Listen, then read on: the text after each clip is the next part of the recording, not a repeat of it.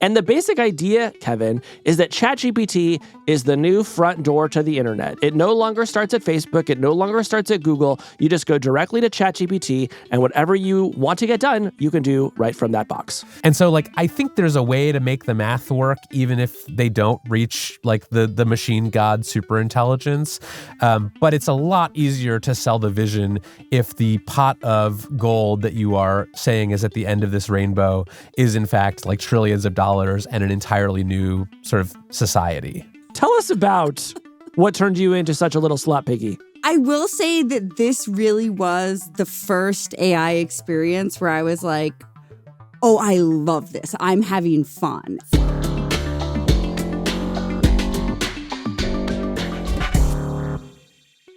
Kevin, how are you? I'm great. How are you? I'm great. You had safe travels to New York? Sure did. Well, as you know, I wanted to make sure that we were apart for Hard Fork's third birthday.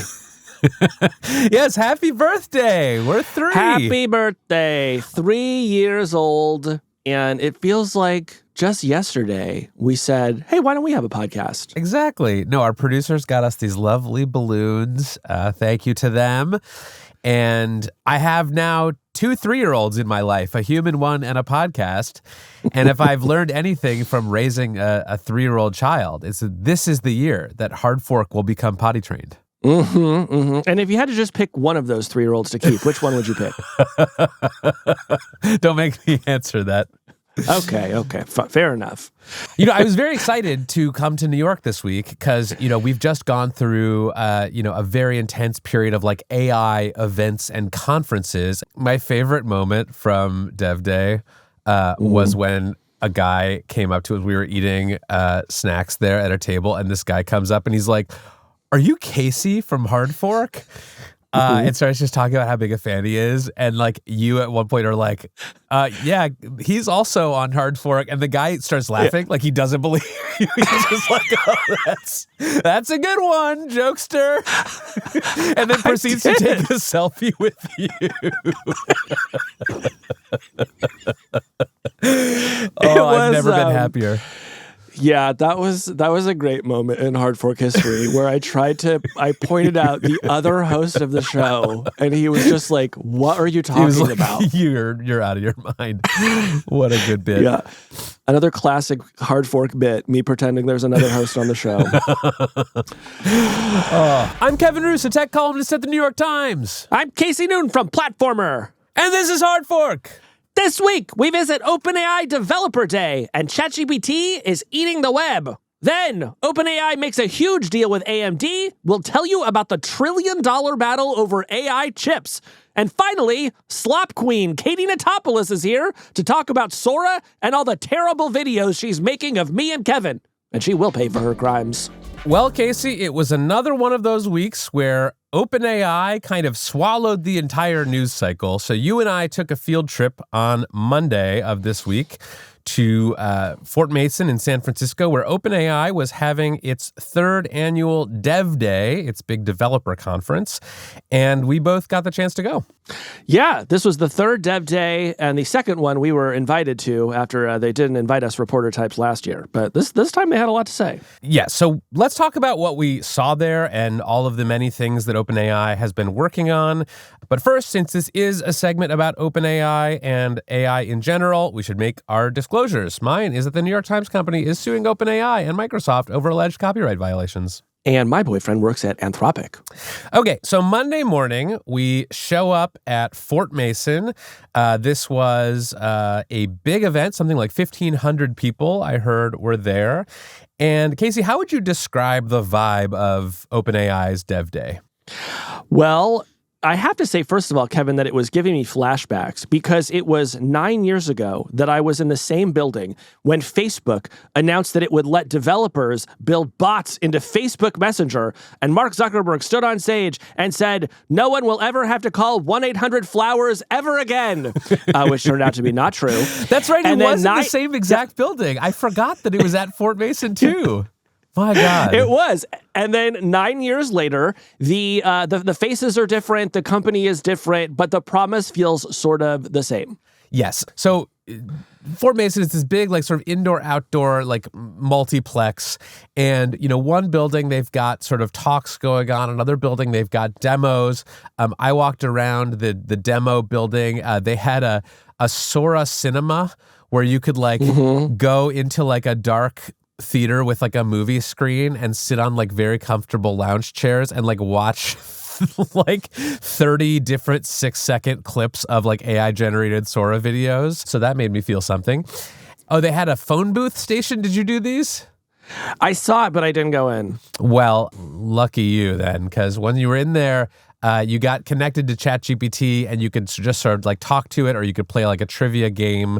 I got one of the trivia questions wrong. Very embarrassing. They also had... What was the question? Well, maybe I'll try this one on you. Okay. What is the branch of AI that teaches computers to learn from their own experiences? Computers to learn from their own experiences. Are you typing this into ChatGPT? I'm going to say machine learning. Okay.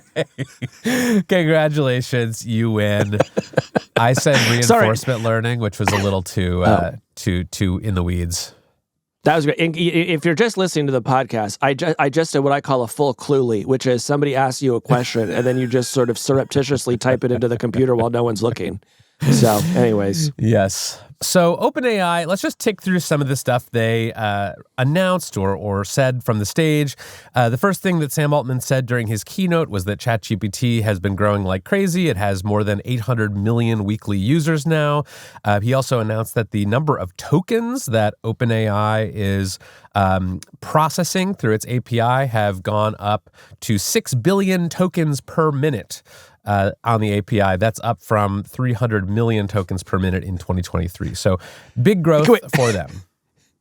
And I just want to say that it seems like every time there's a hot new startup, they have to invent a very impressive sounding metric, and the human mind has absolutely no idea of understanding what it means. It's like, oh, there's a big number, and now it's an even bigger number. What should I take away from that? I don't know. Yeah, so in addition to those new growth numbers, Sam also announced that Sora 2, the new video generation model, and GPT-5 Pro are coming to the API, along with a new smaller voice model. So developers are going to be able to build using those things. They showed off some examples. One of them was that Mattel has apparently started using Sora 2 to sort of prototype or mock up new designs for toys. They showed off a video of that.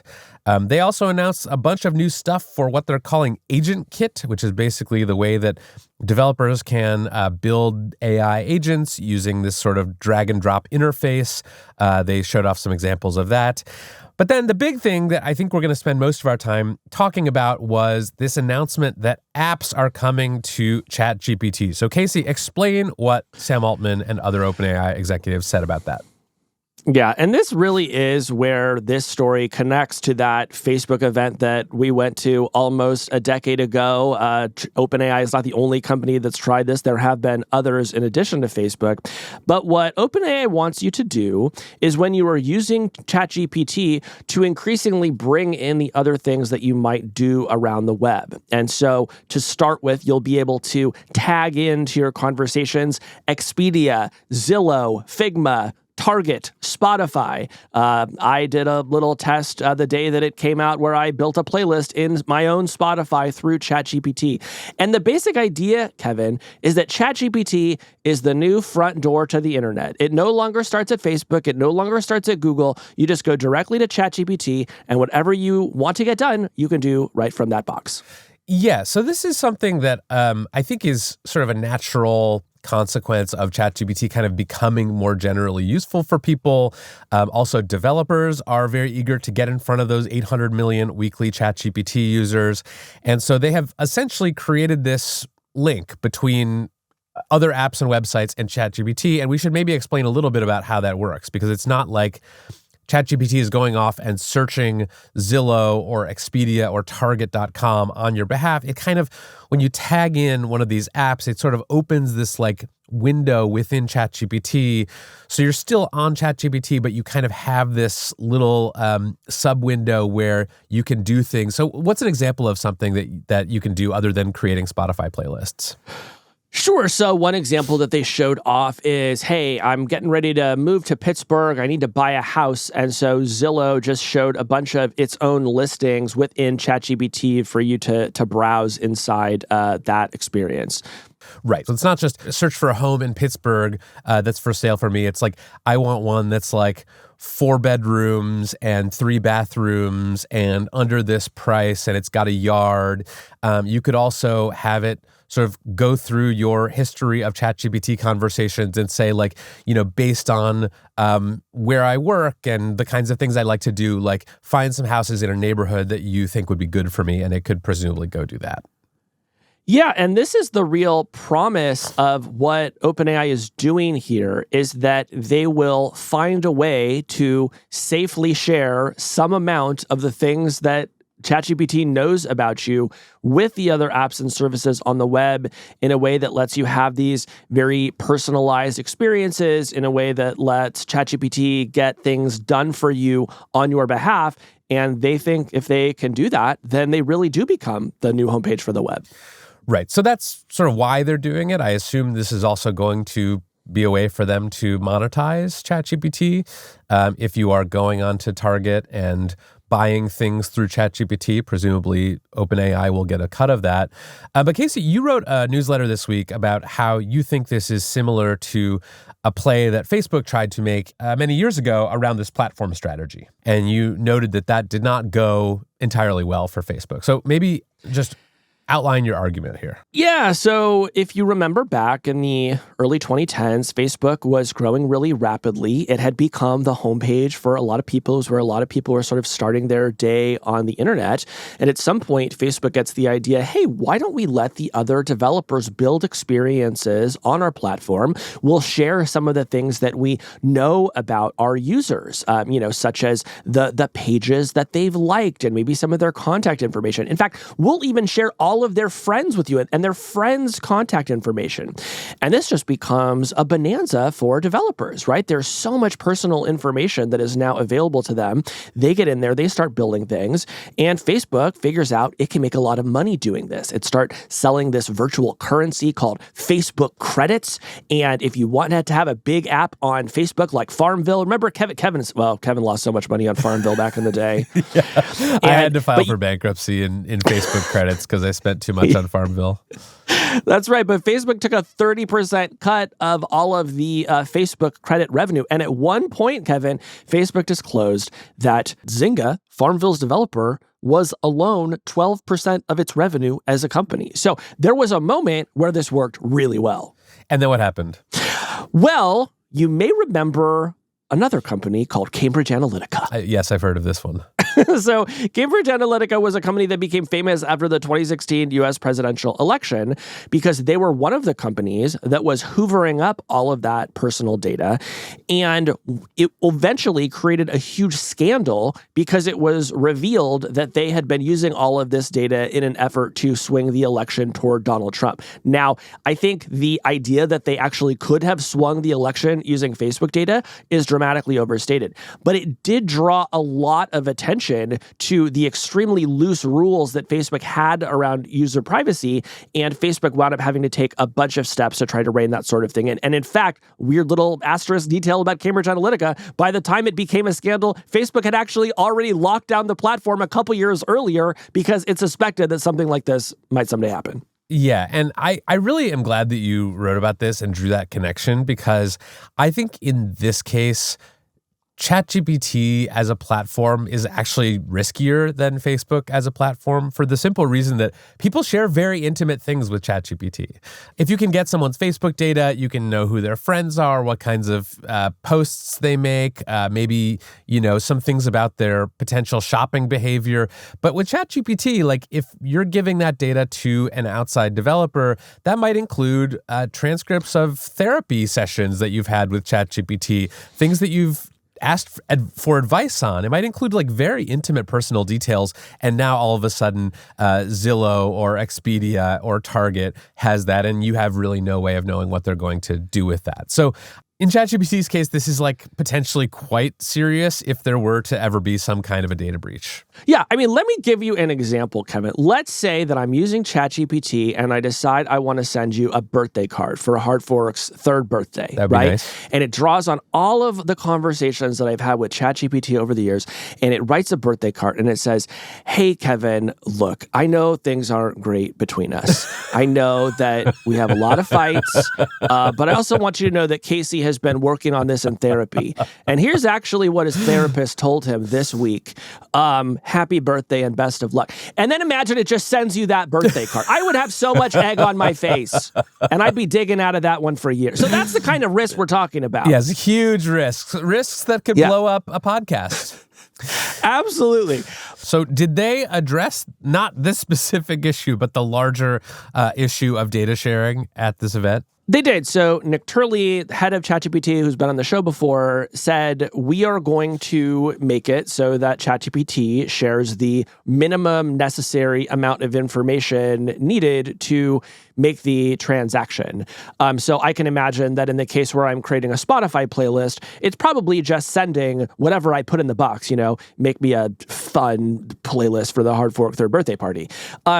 Now, that sounds good when I say it, but I should note, it sort of hand waves its way past the details, right? Because ChatGPT also has a memory feature that I imagine will eventually be exposed in some way to some of these developers. And basically what OpenAI has said is, yeah, we're going to be really careful and we're not going to do anything bad. And I believe that that is their intention, but we're going to have to keep an eye on them.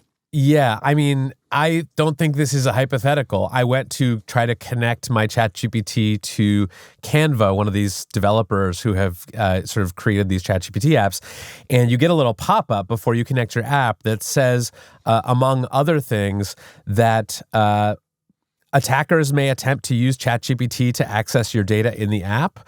And it also requires you to sort of confirm that you understand that data from your ChatGPT account, including from conversations and memories, may be shared with these developers. So you really are placing a lot of trust in OpenAI and the developers that it has handpicked to be able to build these apps by giving them sort of access to your ChatGPT history.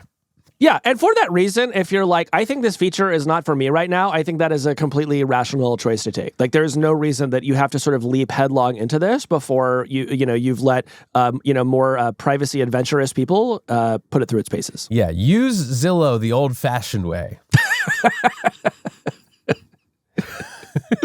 So I'm interested in the privacy implications here, but I'm also interested in the business implications because one thing I am interested to see and keep an eye on is whether the ChatGPT apps become sort of privileged within ChatGPT.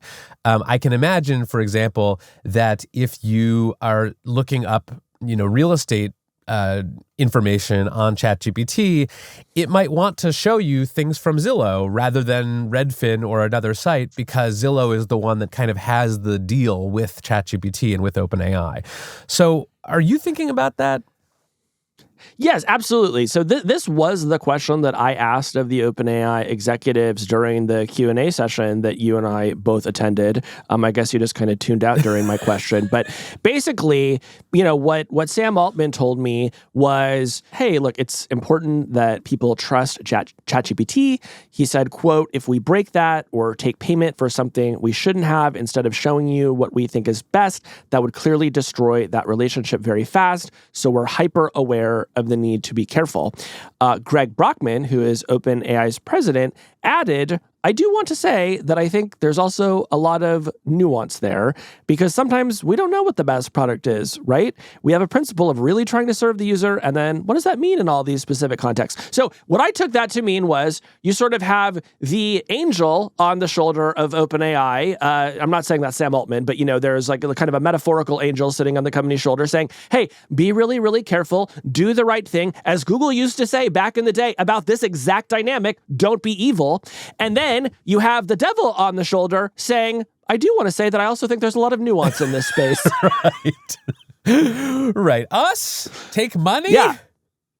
Why would we do that? It's nuanced, Kevin. It's a very nuanced question. Very nuanced. Very nuanced. So Okay, that's sort of the scene at DevDay. But Casey, do you feel like you learned anything about OpenAI or its ambitions at this event? I think this was just another example of OpenAI showing us how ambitious that it is. You know, Silicon Valley is not a town lacking in ambition, but when I saw everything that OpenAI is trying to do here, it was just another moment to say, wow, these people are really going for it. Like, they really do actually want to take over the entire web, and they're telling you that to your face, and they're showing you how they are doing it. So for me, that was kind of a wake-up call. How about you? Yeah, I think that's right. I mean, it's very clear that OpenAI sees ChatGPT as more than a chatbot. It sees it as kind of a new operating system for everything that you might want to do. I also saw some people comparing it to a super app like WeChat in China, where you can sort of have one app that controls a lot of your online activities. So I don't know whether this platform strategy will work. I think we've pointed out today some reasons that it might not, but I think the signal that it sends to investors and developers and users and kind of the rest of the internet is like, we are coming for you. We are not resting on our laurels. We are not resting on the ways that people are currently using ChatGPT. We want to take the rest of the internet and sort of shove it inside what we're doing. Yeah. All right. So one more thing we need to talk about from DevDay, because this was truly the most bizarre part of the entire event, was this fireside chat between Sam Altman and Jony Ive. Jony Ive, of course, is the famous former Apple designer who made the iPhone and the iPod and basically everything that Apple built its success on over the years, who has now partnered with OpenAI and been acquired by OpenAI and is building a new hardware product with OpenAI. And so I was excited for this because I thought, oh, maybe we're going to get some details about this hardware product in this 30, 40-minute fireside chat. And Casey, what we heard instead was a bunch of words signifying nothing. It was GPT-2 level. Yes. Is how I would describe it. Yes. Like, sentences were started and not finished. And by the end of this session, we truly had not learned one thing about what OpenAI is building or how they were building it. It was incredible. I will just read you a quote from Jony Ive during the session.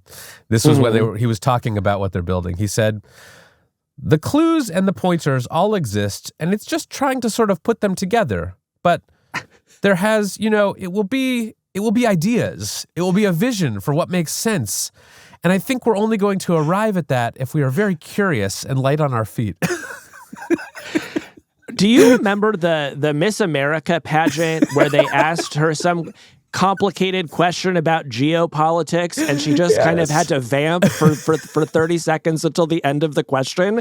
That was how I felt watching Jony Ive get asked questions by Sam Altman, which of course is so funny because it's not like Sam Altman is Kara Swisher up there, like really putting the screws to this guy. Presumably all of these questions had been negotiated in advance. And look, I get it if you don't want to tell us exactly what the device is and when it's going to go on sale. It's okay to tease us a little bit, but I truly don't understand the point of having everyone just sit there for 30 minutes waiting for you to say something, and then all you get is him being like, "Craft is the essence of tools." And you're just like, what are we doing here? So I have a message to the OpenAI community on the subject of your heart. I've said this one time before on the show. I try to reserve this for very special situations. I think we're in it now. When it comes to AI hardware at OpenAI, I'm saying this: ship it or zip it. I truly do not want to hear one more of these fireside chats where we ruminate on the nature of design. I want to see frickin' specs, people. Get me the specs or stop talking. Yes, this was the closest thing I've ever seen to human-generated slop. It was just a bunch of tokens. It was too many tokens. It was too many tokens. When we come back, OpenAI's other big news this week, a $1 trillion gamble on GPUs.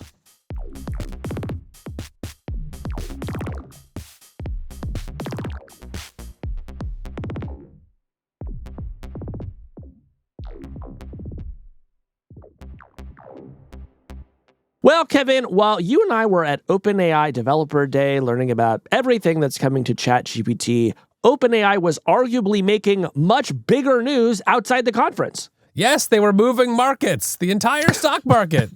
Not the entire stock market, but a couple companies. And this was one where I was focused on the things in front of me. And when I got out of Developer Day, I thought, I really need to get up to speed on everything that is going on with chips. And whenever I have that feeling, I think, one, oh no, I have to talk about chips again. But two, can Kevin Roos, our resident in-house chips expert, smarten me up? Thank you. That's very kind, but I would say I am an aspiring chips expert. I do not know everything there is to know about the semiconductor industry or GPUs, but I aspire to learn much more. And actually, I took a big step in that direction over last weekend at The Curve, this other AI conference we both attended, when I happened to find myself like in the middle of kind of a scrum of like chips guys who were talking about chips. And I understood like 40% of what they were saying. They were talking about, HBM and EUVs and gas turbines and geothermal. And I was just like transfixed because all the AI guys have had to become chips guys. And I am saying right here on this podcast that I will, by the end of 2025, be a chips guy. That is great to hear, and I think we can make some big strides in that direction this week because OpenAI made some big deals. I need to understand what's happening, and so we're going to pilot a new segment that we're calling, What the Hell's Going On with All These Chips Exactly? It's a little unwieldy. We might want to tighten that one. So let's get started with this deal with AMD. Tell me exactly what OpenAI is up to here. So we talked a couple weeks ago about OpenAI's big deal with NVIDIA, who is the leading chip manufacturer. They make the best and most expensive and highest quality chips for training AI systems. But the number two player in that market, the GPU market, is AMD, who's NVIDIA's competitor and sort of seen as a kind of distant second place in the GPU arms race. This is like the Pepsi of chips. It's the Pepsi of chips, exactly. So this week, OpenAI and AMD announced a major multi-billion-dollar deal where OpenAI is going to buy a bunch of GPUs from AMD and put them in their data centers over the next few years. And in return, they are going to get some AMD stock. This could eventually become up to 10% of the company at a penny per share. So basically free stock or stock at a very, very low price compared to what it trades for today.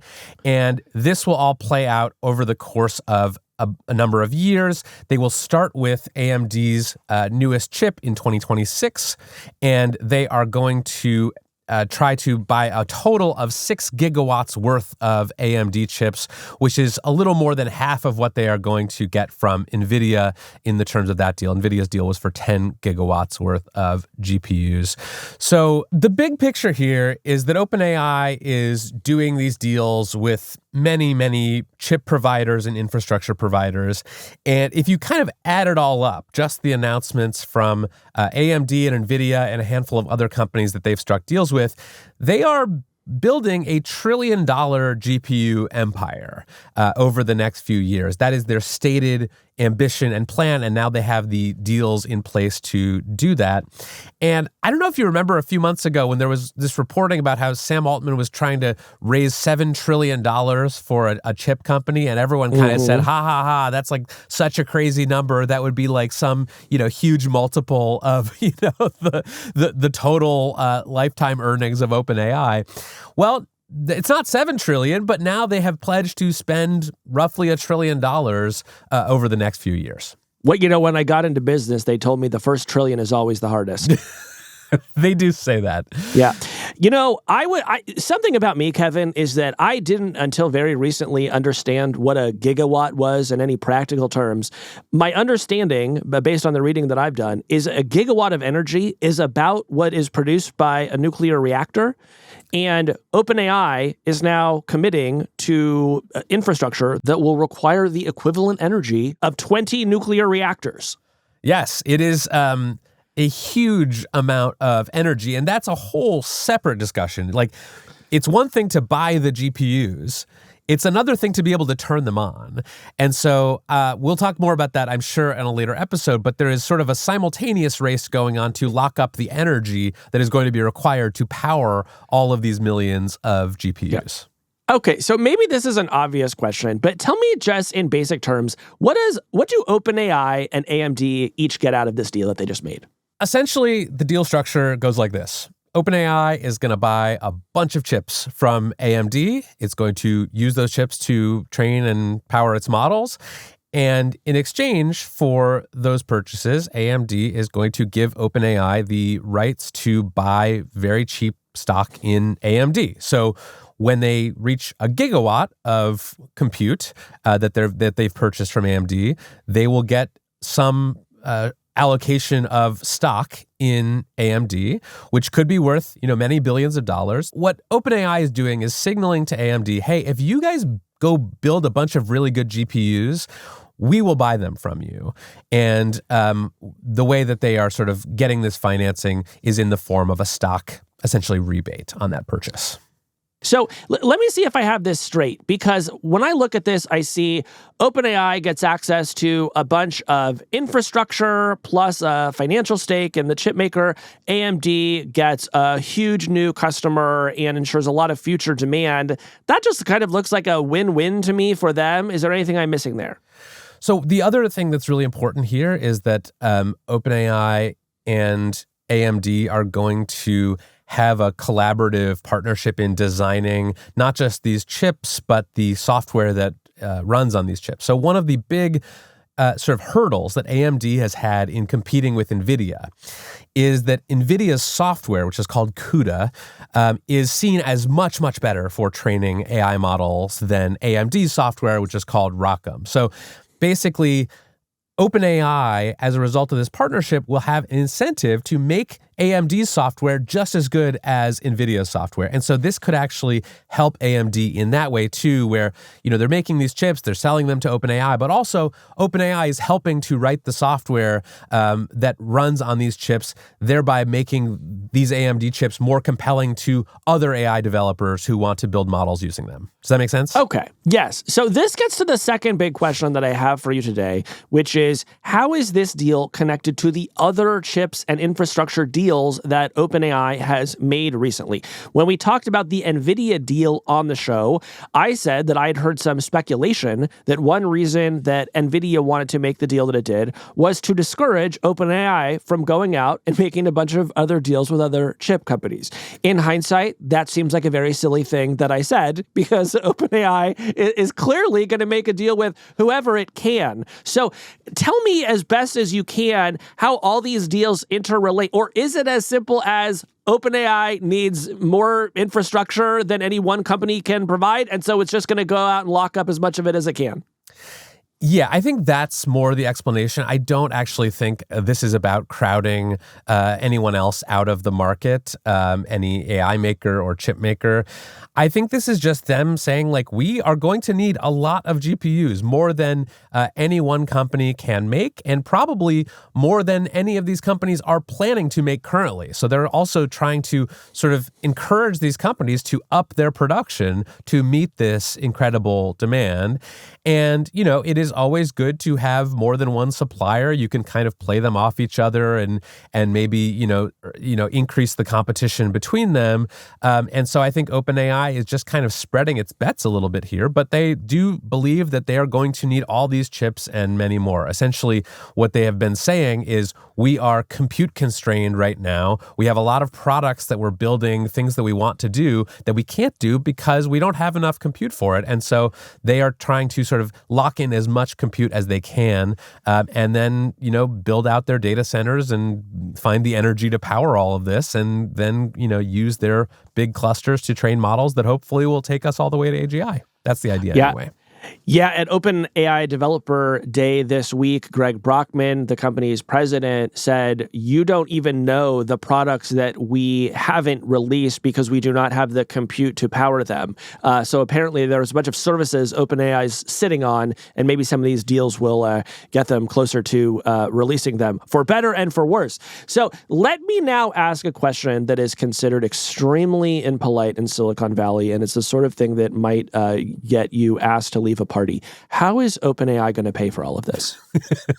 It's a great question because they do not have $1 trillion. I'll tell you that, lying around in their bank account. They have not given a ton of details about how they plan to pay for this, but essentially they're going to go out, they're going to raise a bunch of money, as they have been doing for the past several years, and they are going to use that money to make these deals and buy these chips. Greg Brockman told Bloomberg Television this week that they look at equity and debt and all kinds of ways to pay for it. They also plan to pay for this by generating more revenue through ChatGPT and their other products. So when you look at the $1 trillion stated cost of all this, they're going to try to cobble that together through a combination of new fundraising, maybe some more vendor financing like what they got from NVIDIA, and just the revenue that they're making from their products. Also, Kevin, once again at Developer Day, when asked about this, Sam Altman said something to the effect of, we may have to come up with some new kinds of financial instruments to pay for this. And I will say that usually the point in the bubble where people start talking about the novel financial instruments that they need to create to finance their ambitions is the point where I get nervous. Totally. I mean, the worry here is about all of these financial instruments and all these, many hundreds of billions of dollars of commitments, is that OpenAI is essentially becoming too big to fail, right? That they are so tied up with so many huge companies that if they were to fizzle out, or their newest model were to be a flop, or they were to somehow reach the end of their sort of scaling paradigm, that all of this would come crashing down and create ripple effects throughout the U.S. economy. I don't think that's the most possible outcome here, but I do think that all of this circularity and all these sort of interchanging deals and flows of money do make me a bit more nervous that something like a recession could cause not just one of these companies to collapse, but could cause like systemic effects throughout the AI industry, which is like propping up the entire US economy at this point. So it does feel like we have reached a point where the AI companies must deliver on the promise of AGI, or else we are all in a pretty bad situation. Or if not deliver on the promise of AGI, at least continue to make services that other companies are willing to spend billions of dollars on because they feel like it's making their workers more productive. That's true. It could just be that the models never get any better, and just the increased adoption of the models sort of powers this like revenue flywheel that results in all of this going well for everyone. But I do think there's kind of an implicit understanding among the investors in these companies that this is all building towards something that will eventually create trillions of dollars in economic value, that will not just be like a kind of across the board, incremental step up, but that it will be transformational, that it will be like electricity, and that all of the sort of investments that are going into this, even at these shocking prices, will be paid back many times over because this technology will change everything. And so like, I think there's a way to make the math work, even if they don't reach like the machine god superintelligence. But it's a lot easier to sell the vision if the pot of gold that you are saying is at the end of this rainbow is in fact like trillions of dollars and an entirely new sort of society. All right, Kevin. So as we start to wrap up here, I want to know what the larger implications are for all of these deals. What does this mean for companies that are not OpenAI, that also want gigawatts of power and as many GPUs as they can get their hands on, now that OpenAI seems to be locking up so much future supply? So I think other AI companies are going to have to sort of do their own versions of these deals. They're going to have to, bid on chips essentially in a seller's market. I know Anthropic and Google and all these companies are spending billions and billions of dollars trying to lock up future chip supply. But I think the big implication here is that we are just as a country making a gigantic leveraged bet on AI. I want to read you a quote that I saw this week from an analyst at Bernstein, Stacy Rasgon, who wrote that Sam Altman now, quote, has the power to crash the global economy for a decade or take us all to the promised land. And right now, we don't know which is in the cards. When Wall Street analysts start talking like that, you know that something big is happening. And, I'm sure you've seen all these diagrams. There was a great one in Bloomberg the other day. There was another one in the Financial Times recently showing just the various interconnections between all of the players in the AI ecosystem who are selling chips to each other and buying chips from each other and investing in each other and lending to each other. And it creates this kind of circularity that I think worries a lot of investors who think that this could all sort of come crashing down together if and when the AI bubble pops. I'll give you another one, Kevin. This week, a Harvard economist named Jason Furman estimated that investments in data centers and information processing software accounted for 92% of the U.S.'s GDP growth in the first half of this year. So, according to my rough calculations, that's most of the U.S. GDP growth. Yeah. And we should also say this is not just OpenAI.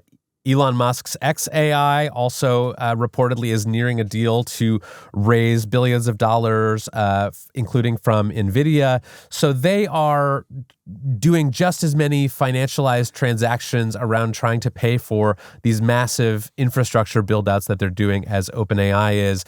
But this is also an area where I think OpenAI has a strategic advantage, and that strategic advantage is named Sam Altman. Sam Altman is famously talented at fundraising. Many people think he is one of the greatest fundraisers in Silicon Valley history. And so he has been, canvassing the globe looking for giant pools of money that he can kind of suck up and use to fund OpenAI's ambitions. And I would not necessarily bet on Sam Altman in every case, but I would say that if the question is, can he continue to raise money to fund OpenAI's growth, I think I would feel uncomfortable betting against that because he has such a track record of being able to raise massive amounts of money. Yeah, I also would not bet against him. Okay, Casey, let me ask you a question. You've been asking questions here. What would it take me to fully chip pill you, to convince you that what is going on with GPUs and semiconductors and data centers right now is the most important story in the world? A huge chip-related disaster. And I'm not even kidding. Because while I think it is a public service to tell people how much money is being invested and how interconnected all of these companies are and how crazy it would be if all of this does pay off, for the moment, everything is just kind of working. And given that, let's say, the many crises we have in this world right now, I just tend to not get too wrapped up in the stuff that basically just looks like capitalism proceeding apace. Now, that said, I understand that all the numbers here are unprecedented, which I do think is fun to talk about. That's why we're talking about it this week. But if you really want to get me hooked, something's got to go terribly wrong in one of these data centers, Kevin. I'm envisioning, do you remember the scene in The Big Short where Margot Robbie is explaining mortgage-backed securities in a bathtub? Yeah. Yeah. I'm just having a vision of someone equally attractive to you explaining collateralized GPUs and warrant financing. And maybe that's how we can get you interested. All right. Let's see what John Cena is doing later.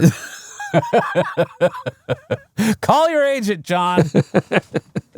So what happens next here, Kevin? What should I keep my eye on if I am trying to become more chip-pilled like you, my good friend? So becoming chip-pilled, I am learning, is just the first step in the journey of becoming infrastructure-pilled. Because not only are these companies doing big deals to lock up the GPUs, they are also doing big deals to lock up the energy and the physical space to power these chips in these giant data centers. They are locking up contracts with skilled electricians and cooling specialists. There's now sort of a market. I was having a conversation with someone recently who described the sort of boom in skilled electricians for these data centers who are now flying all over the country making just gobs and gobs of money. They compared it to like the fracking boom when you had these like riggers and drillers who would like go up to North Dakota for, a month a year and make a ton of money. And they said this is basically what electricians who work on these data centers are doing now. So I expect there to be a massive boom in not just the GPUs that power the models, but the power supplies and the data centers and the cooling systems and the literal energy, like the natural gas and oil that power the electrical grids in the states where these data centers are going up. I expect that the AI companies are going to be doing lots of deals in those industries as well. All right. Well, I feel like I've already exhausted all of the chip-related puns that I would normally use to end a segment on previous episodes. So I guess I'll just say this segment has made me hungry for guacamole. You know what they call the end of a segment about chips? What's that? A chip clip. Perfect. When we come back, we'll slop and smell the roses with Katie Notopoulos.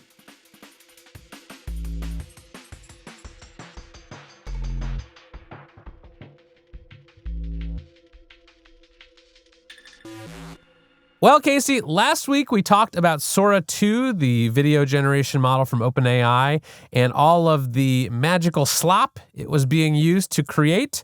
And ever since then, the response to Sora 2 and its slop generations has gotten a lot more polarized. It has, Kevin, because on one hand, this week it hit number 1 in the US App Store. As of our recording this week, it is still the top free app. And on the other hand, a lot of copyright holders said, excuse me, you're doing what with Sonic the Hedgehog? Yes, not many happy folks in Hollywood about this app. Talent agencies and TV and film studios have been, making various statements and trying to get their copyrighted materials pulled down off the app. OpenAI has actually made some changes to what it will generate and what it won't. And we've even started to see YouTube creators like Mr. Beast weighing in and expressing concerns about how video generating AI models could eventually impact their revenue. Yeah, I'll tell you, I'm seeing many more big creators on YouTube starting to reckon with this. Casey Neistat also had a great video about this subject. And on one hand, Casey's obviously very concerned about what the rise of slop means for his livelihood. On the other hand, he used Sora in some really creative ways for this video, which to me speaks to the real tension here, which is that this does seem to create a real economic threat to a lot of people. And on the other hand, it does do something creatively interesting. And so today, Kevin, we want to talk to somebody who is doing something pretty creatively interesting with Sora, and that would include doing creatively interesting things with us. Or at least our digital likenesses. Yes, it's time for some slop accountability on this show.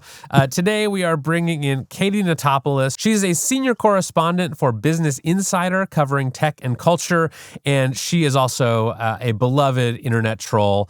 She's been making many, many videos specifically trolling the two of us, but also other tech reporters.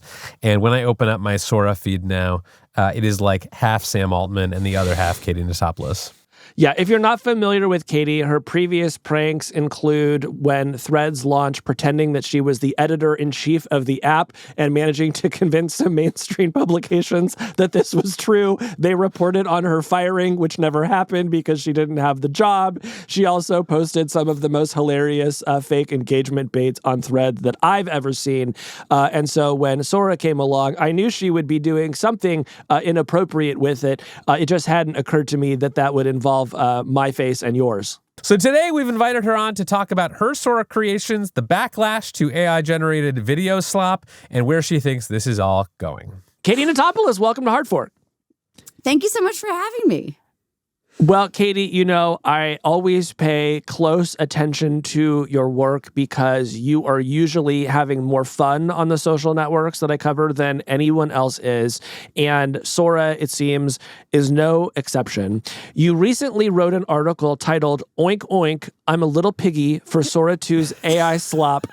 Tell us about what turned you into such a little slop piggy. I will say that this really was the first AI experience where I was like, oh, I love this. I'm having fun. And the first day or two that I got access to it, like, I could not stop making videos. It was an amazing, social, weird experience. I loved it. I was having so much fun. And I went in thinking it was not going to be cool and not going to be fun. In fact, I literally had an entire article drafted for the day that Sora opened that was about like, this is a terrible idea, because they had just announced, oh, there's going to be a new social app with a AI video social feed. And I was like, that stinks. I thought it was going to be like the Meta vibes. I was like, this is a terrible idea. No one wants this. It stinks. It's awful. Blah, blah, blah. I had to scrap the whole thing because I was like, wait, no, this is awesome. I love that you pre-write your internet takes like a Supreme Court reporter who like has to do like one for one result and one for another. I love this. You just have like a draft folder full of like discarded tech takes. Yeah, other people like write obituaries in advance, and Katie is pre-writing slop good and slop bad. It was supposed to be based on had been a report the day before that it actually opened up and I didn't know that it was going to launch the next day. I thought it was the announcement, this will exist, and I was thinking, this is going to stink. Yeah. But I was wrong. Was there a particular video either that you saw or that you made that changed the way that you thought about what Sora could be? I think it was really, I think most people, when you do it, you do the first video like of yourself because you're like, hey, how does this work? Let me see, like just talk, like didn't really understand the mechanics. And then I had some friends who I think had made videos where I understood, I think John Herman made a video that was... That's John Herman, of course, the New York Magazine writer and former Hard Fork guest. Yeah, I think he was like walking along but had really, really long legs and was at a Walmart and kept scraping his head at the top of the Walmart ceiling, which is just visually very amusing. And I really liked that. And then he made one of me giving a TED Talk, but then I have like explosive diarrhea in the middle of it. And that I found extremely funny. And I was like, this is all I want. I love this. Like, I can make videos of my friends doing embarrassing things, and this is funny now. Speaking of which, this might be a good time to start looking at some of Katie's creations. And I wonder if we could start with what may be her magnum opus, which is a video of Kevin and I in the podcast recording studio having uncontrollable flatulence. Can we cue that one up? Oh, I have not seen this one yet. Yeah. This video has the caption, Casey Newton and Kevin Roos are podcasting, but keep farting. And then I think we'll also do the remix. Back to the show. We have a lot to cover today, but first, oh boy, here we go. Sorry, that one came out of nowhere. That was the first hot take of the day. Oh no, It got me too. it's contagious. We cannot keep this professional. And then Katie was not satisfied and decided to do a remix. Let's hear farts are louder and more frequent. Wow. Welcome back to the show. We have a lot to cover today, but first, Oh boy. long, loud fart. All right. So, Katie, take us inside your creative process for this. Kind of walk us through. Where does the original idea come from, and then how did you see it to fruition? Well, I actually have to say, I think this one was a bit disappointing. I was hoping for more frequent farts. Like, in the first one, we really hear Casey fart, and we sort of get an implied fart from Kevin when he says, I've got it too, but we don't hear it, right? You know, I was thinking I really wanted like a cacophony of noises coming out of you guys. I thought that would be funny. And the second one didn't fully nail it either. So, you know, room for improvement there. Yeah, they're going to need a few more $1 trillion of GPUs to include all of the farts that Katie wants. Yeah. I mean, you know, I just thought that would be funny. Now, right? I mean, look at me in the face and tell me it's not funny. I would love to tell you it's not funny, but I can't tell you that. It would not be honest. No. So I have been playing around with Sora a little bit, and I have had the experience of bumping up against some of their content guardrails where they will say, we can't make a video of that, try again. Have you been bumping into those? And what are some of the videos that you tried to make but were prevented from by the censorious overlords at OpenAI? Yeah, I feel like constantly I'm bumping into those. I've definitely had ones where like I am trying to get it to be similar to, like I'm using maybe like a celebrity's name like in the style of, and it will reject that. Like an example is I wanted to make one of Casey like entering his work office in the style of Stone Cold Steve Austin, where, you know, glass breaks and he has entrance music and he comes in and he like, you know, crushes the beers. And I wanted it like in a leather vest and jorts, right? And so I tried that. And at first it rejected because it said it could be sexual, which I realized was probably the leather vest with no shirt underneath. So I had to scrap that. I went back to like black t-shirt and jorts. And then I said, I think in the style of Stone Cold Steve Austin. And it was like, like can't do, you know, likenesses of other people, whatever their verbiage is. And I had to remove that and just sort of, you know, give enough prompts. And honestly, I think it actually came out pretty well. Yeah, this one you did actually get to work. Why don't we watch this one? The prompt that worked for what it's worth is that I, quote, walk into a meeting in my office in the style of a pro wrestler's entrance. I wear jorts and a black t-shirt that says Casey 316. That's, of course, a reference to the famous Austin 316 t-shirts. I crack open beers and chug them. And when I walk in, there's the sound of breaking glass and heavy guitar music plays. So you were just describing Stone Cold Steve Austin's pro wrestling entrance. And I think Sora did a pretty good job here. Do we want to pull this one up? Yeah! Casey 316 is in the building! What is happening right now? Cheers! Oh my gosh. Meeting starts when the beers are gone. All right, let's get to business. I like that one because again, you managed to open the can of beer without touching the top of the can of beer. It just kind of like autonomously opened. I'm that good.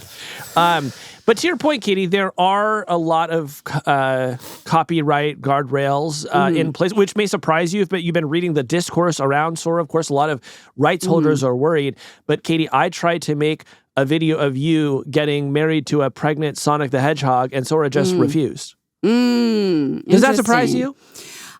I will say that I feel like I've seen less of those Nintendo characters like Pikachu, Sonic. I wonder if that's sort of a specific thing. Yeah. But it's also like when you're looking at the feed, it's so clear that everyone is trying so hard to like push the rules, right? Like, sure, it won't let you do Hitler, but will it do, you know, a person in a World War II uniform with a mustache and speaking in a German accent? Like, yes, it will let you do that, right? So I've seen like a lot of videos like that. That's so interesting that it'll do that, because I tried to make a video of you interrogating a cartoon cat about whether it had eaten all the lasagna, and it told me it couldn't do it for copyright reasons. So it's possible that there are more protections on Garfield than there are on Hitler, which would be interesting if that's true. You both need hobbies. I'll just say it. This is our hobby, Kevin. Yeah, Kevin. We have one. It's called being online. I really liked doing ones of people like on roller skates at a desk and they like keep slipping and falling over. I find that very funny. But a couple times doing that, I would get the rejection for like violence. I have to say that this particular genre of clips that you've been making was making me laugh out loud in the coffee shop this morning. I know that you made one of Alex Heath, friend of all of ours, a great reporter, just left The Verge to start his own newsletter, Sources. Let's take a look at his digital likeness flopping around on roller skates. At the wall skating. Here we go. Whoa, whoa, nope. Ow. Okay. Round two. Focus. Steady. Nope. There it goes. I'm just going to sit. This counts, right? I mean, For some reason, that one just works really well. I've done this with a bunch of other times, and that one, it just it hits the right way. Like the way he keeps falling but seems completely unfazed, and he eats it hard.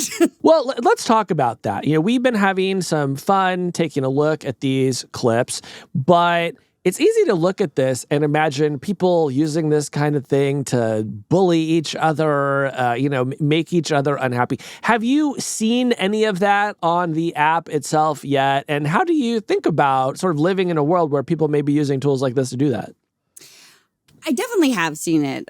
Right now, what I've noticed is that now that it's been out for about a week, the sort of initial wave of, people making fun of Sam Altman or a really small pool of users. And the new cohort of users I tend to see a lot on there are teenage boys. And I kind of think that there's this effect where Jake Paul is pretty much the only celebrity on there. And then there's a couple other gaming streamers who have started coming on, but it's become this very teenage boy ecosystem world. And so there's a lot of stuff of making fun of each other being gay, things like that. There's a whole genre of Jake Paul is gay on there, which, ha ha ha, right? Yeah. I mean, I think it's, I'm glad that you draw attention to that, because just in the same way that you can have fun making somebody fall over on roller skates, you can just use this to bully someone. And I'm curious, what OpenAI is going to do once we start hearing about Sora running wild in schools and, making a lot of kids unhappy. Kevin, what do you think about that kind of aspect of the Sora experience? Yeah, I think it's obviously not good. I don't want this to be used as a tool for bullying people. There are some sort of ways that you can try to prevent this from happening to you. There's a setting where you can sort of limit the number of people who can make cameos of you, or you can make it so that no one can make cameos of you. You can also sort of type into a little box, and if there are any situations you don't want to be used in, you can kind of restrict it. Don't put me in any romantic situations or anything like that, and it will try to obey that. I'm curious. So one of the things that Sam Altman and other OpenAI executives were saying this week at DevDay was that they don't think that the people will opt out of having their likenesses used. In fact, they foresee in the future that people will be upset that their likenesses aren't being used more inside Sora. They will sort of be asking for more likenesses to be used of them. Do you think that's plausible based on your experience with this app? My assessment here is that the people at OpenAI had no idea how this was going to play out. And I think that prediction is not necessarily going to be true. The most noticeable thing to me right off the bat is that there's basically no women on there, right? It is incredibly male, right? And, maybe there's a little bit of the early adopters were people who work in AI, and that skews kind of male, but not that male, right? And I think it just feels incredibly obvious to everyone that there's an obvious reason why women don't want to let other people make videos with their faces. They sort of inherently understand the downside of that a lot more. And I don't think that's going to change. Yeah. I don't know. I have to say, Kevin, I've actually already written to Sam Altman complaining that I've only appeared in 2 fart-related videos on Sora, and I'm wondering what he can do to change Your that. agent is furious. Furious.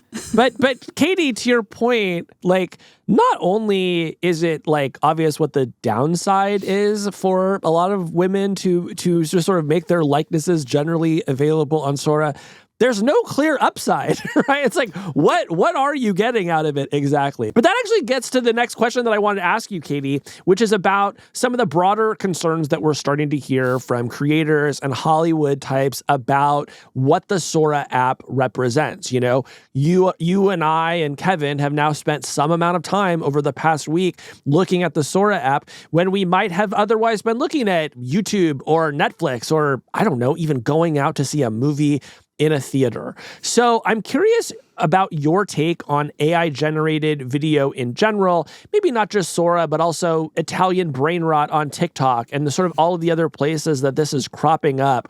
Do you think that this is, over time, going to become a true substitute for sort of higher quality productions, or is this maybe just a flash in the pan? I'm scratching my head, and I don't know. I spent so many hours doing things on this. And so I really have to, rethink that a little. I mean, I will say that, I kind of think I am kind of over it. The novelty factor wore off, and I don't really see myself continuing to make these kinds of videos about my friends or about strangers or about other stuff. And I have very little interest in consuming content that is not with my friends. Yeah, I mean, my sort of thesis about Sora is that this is a perfect tool for the group chat. And it really doesn't make sense to have it be a standalone social network. I have found my own use of Sora has plummeted over the last few days. I am also kind of over the novelty of it. But I can imagine a situation in which, in a group chat with my friends, I would want to make something. So I'd go to Sora, make it. Maybe I don't even post it. Maybe I just download it and share it in the group chat. But I'm pretty pessimistic about the sort of mainstreaming of this kind of AI generated video, in part because I think we're seeing this massive cultural backlash to slop and just AI generated stuff. Clearly there are people who like this content, but I think there's enough of a backlash that I don't think it's time for this to go mainstream just yet. So I agree with that, Kevin, but maybe not for the reason that you guys are arguing. I think the reason that it isn't going to go fully mainstream is because, as good as the technology is, and I want to make clear, it does some amazing stuff, I just think it's not good enough to get full mainstream adoption, right? There are still so many things that I wish I could do with my own likeness in Sora that I can't do. And I'm not talking about using copyrighted material, although, of course, that might be a lot of fun. I'm talking about, why can't I change my outfit? Why doesn't my voice actually sound like me? Why are the video clips limited to 10 seconds? These are all just technical hurdles or product moves that the company hasn't made yet. And I think when they do, there's going to be a greater embrace of this. And so on one hand, I hear what you're saying. This is kind of a little novelty toy and we're tired of playing with it. The toy will probably get better and you may use it more. And the best evidence I have for that is also how ChatGPT worked. People's initial experience of ChatGPT was I used it once or twice. I didn't kind of really see the point. I'm going to go away.